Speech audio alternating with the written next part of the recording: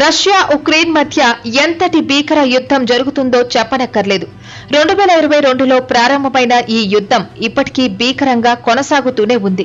ఇప్పటి వరకే ఇరువైపులా భారీ స్థాయిలో ప్రాణ, ఆస్తి నష్టం సంభవించింది.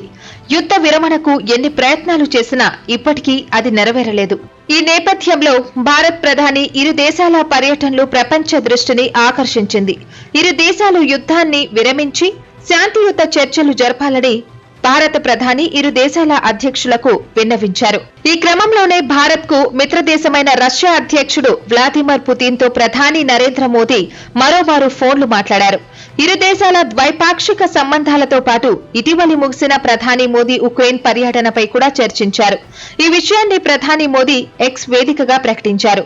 అధ్యక్షుడు పుతిన్ తో ఈ రోజు మాట్లాడారని, ఇరు దేశాల మధ్య ప్రత్యేక వ్యూహాత్మక భాగస్వామ్యాన్ని మరింత బలోపేతం చేసేందుకు తీసుకోవాల్సిన చర్యలపై మాట్లాడుకున్నామని మోదీ వెల్లడించారు. రష్యా ఉక్రెయిన్ వివాదంతో పాటు తాను ఇటీవలే ఉక్రెయిన్ లో పర్యటించడంపై తన ఆలోచనను రష్యా అధ్యక్షుడితో కూడా పంచుకున్నానని మోదీ వెల్లడించారు.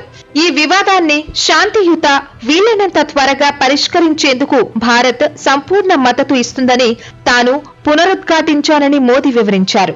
అధ్యక్షుడు పుతిన్ తో మోదీ చర్చపై కేంద్ర ప్రభుత్వం కూడా ఒక ప్రత్యేక ప్రకటన విడుదల చేసింది. భారత్ రష్యా మధ్య 22వ ద్వైపాక్షిక శిఖరాగ్ర సమావేశంలో పాల్గొనేందుకు గత నెలలో ముగిసిన తన రష్యా పర్యటనను ప్రధాని మోదీ గుర్తు చేసుకున్నారని తెలిపింది. ఇరువురు నేతలు పలు ద్వైపాక్షిక అంశాల్లో పురోగతిని సమీక్షించారని వివరించింది. భారత్ రష్యా మధ్య ప్రత్యేకమైన వ్యూహాత్మక భాగస్వామ్యాన్ని మరింత బలోపేతం చేసేందుకు తీసుకోవాల్సిన చర్యలపై మాట్లాడుకున్నారని వివరించింది. భారత్ రష్యా మధ్య ప్రత్యేకమైన వ్యూహాత్మక భాగస్వామ్యాన్ని మరింత బలోపేతం చేసేందుకు తీసుకోవాల్సిన చర్యలపై మాట్లాడుకున్నారని వివరించింది.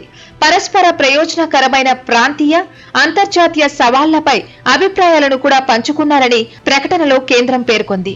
మరోవైపు ఎడతెగకుండా కొనసాగుతున్న రష్యా ఉక్రెయిన్ వివాదంపై ఇరువురు నాయకులు అభిప్రాయాలు పంచుకున్నారని ప్రకటనలో కేంద్రం వెల్లడించింది. ఈ సందర్భంగా ప్రధాని నరేంద్ర మోదీ ఇటీవల తన ఉక్రెయిన్ పర్యటనకు సంబంధించిన తన ఆలోచనను పుతిన్ తో పంచుకున్నారు. సంబంధిత భాగస్వాములు అందరూ శాంతికి కట్టుబడి ఆచరణాత్మక చర్చలు జరపాలని మోదీ సూచించారు.